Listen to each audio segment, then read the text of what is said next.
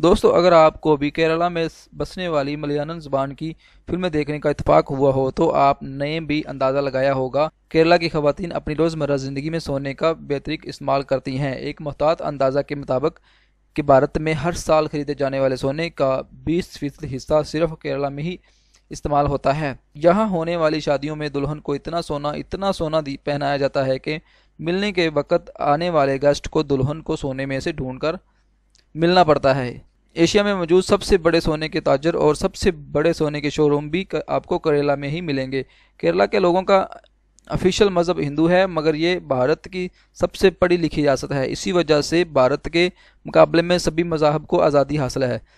दोस्तों आपको ये जानकर भी हैरत होगी कि पूरे भारत में 1,60,650 मंदिर हैं और इनमें सबसे ज़्यादा अमीर या सबसे ज़्यादा महंगा मंदिर भी केरला में ही आता है। अगर आपका ताल्लुक भारत से है तो हमें अपनी राय कमेंट्स में ज़रूर बताएं। दोस्तों वीडियो अच्छी लगी तो लाइक कर दें, चैनल को सब्सक्राइब कर दें, बेल आइकन दबाकर नोटिफिकेशन ऑन कर लें। अपना बहुत सारा ख्याल रखें। अल्लाह हाफिज़।